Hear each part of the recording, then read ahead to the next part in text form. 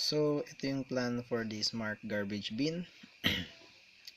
This is the ISO view. It's not yet final, but here is the total, shall we say, the total plan for the system. So, first is, we'll be having this type of design. So, this is the box where dito sa baba, meron siyang garbage. Dito sa baba, ano pupuno yung garbage sa loob nito. And then we have an LCD 20x4 dito sa taas. And yung sa side niya dito sa may right is pwedeng ma-open para doon lumabas yung or pataas para doon malumabas yung basurahan. So meron siyang lock at the same time.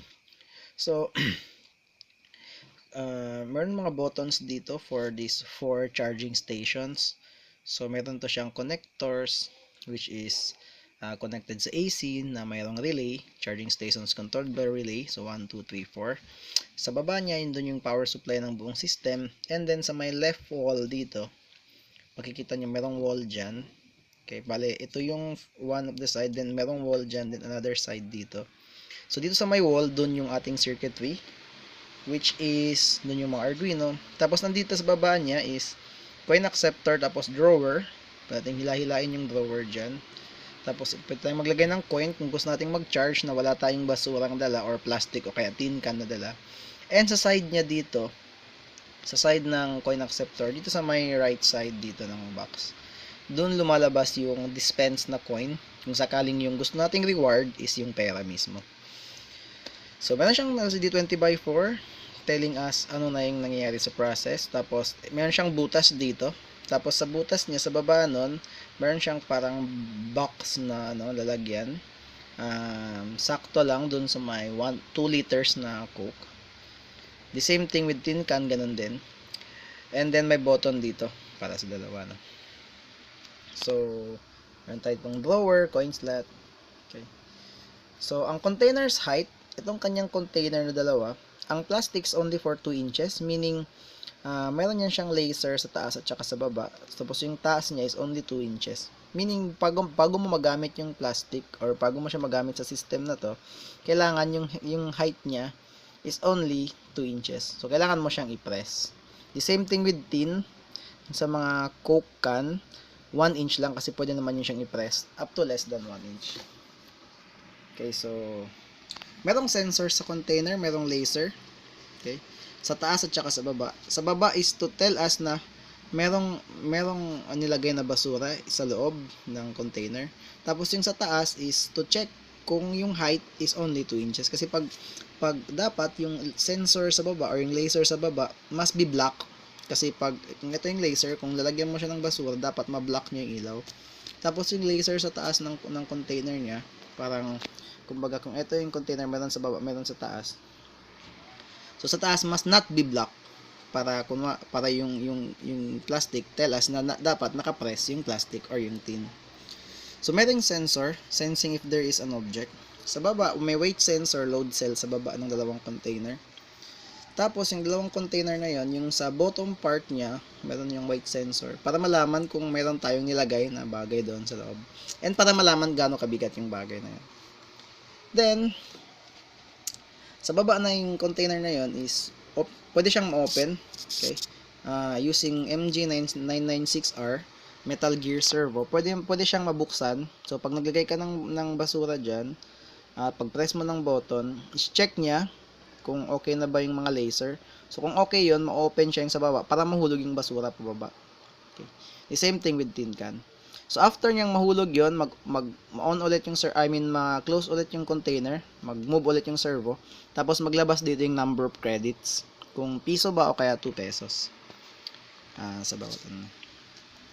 So for tin, meron tayong inductive or magnetic proximity sensor para malaman kung metal nga ba yung nilagay or hindi. Kung hindi siya mag-work, no? Hindi mabubuksan yung servo, hindi mahulog yung basura pababa. Sa plastic, meron tayong photoelectric retro-diffuse sensor. And nag-additional tayo ng PIR motion sensor kasi yung retro-diffuse sensor nakaka-detect siya ng plastic at the same time yung kamay ng tao. So, kailangan lagyan natin ng PIR. Dapat hindi kamay ng tao yung nilagay sa loob. I mean, pwede kasing dayain, lagay ka ng kamay ng tao tapos i-press mo yung button. Bibigay siya ng credit. So dapat plastic talaga. So dapat hindi, yung PIR kasi can detect human. So dapat hindi siya human, dapat plastic talaga yung nilagay sa loob. Okay, ma-detect yung plastic ng photoelectric retro diffuse sensor.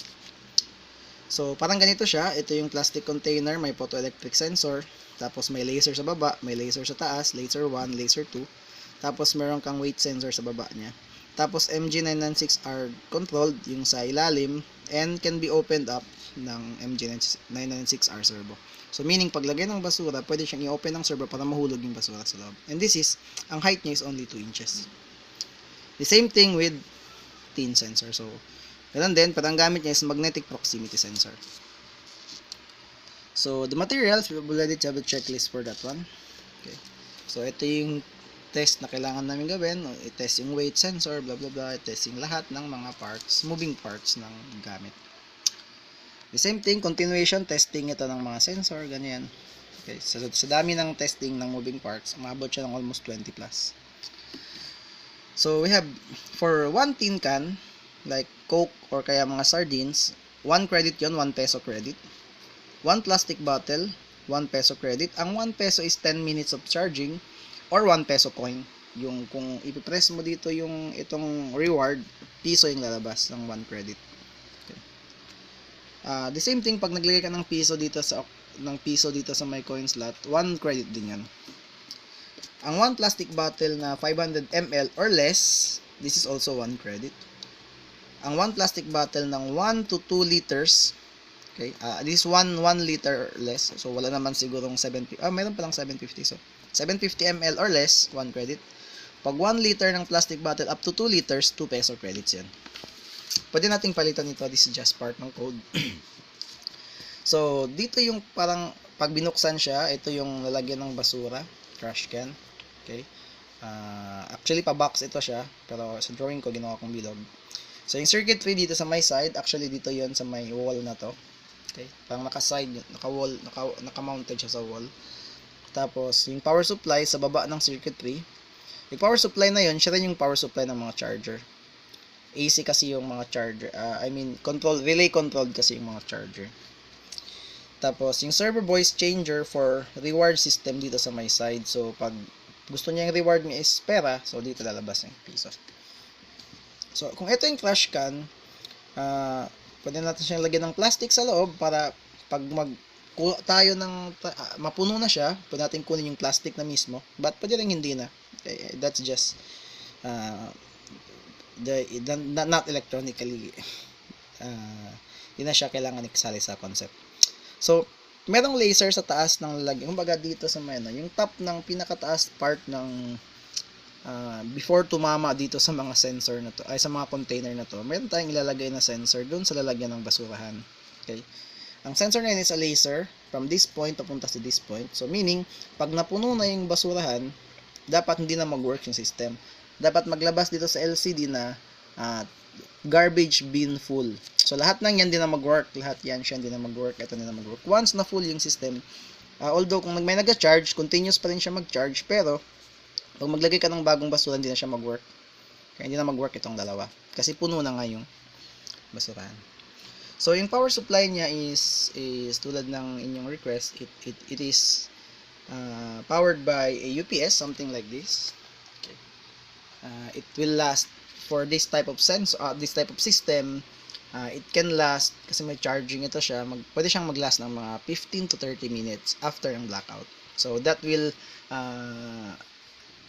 aid our system na hindi siya maging withstand siya ng power interruption. Okay. As for the list of items, we'll be sending it to you, and this plan has been start na kami sa mga testing. So I guess na-explain namin siya lahat as for its purposes and its algorithm. So marami siyang moving parts, actually almost 20 moving parts. Parang gumawa ka ng robot na may 20 degrees of freedom.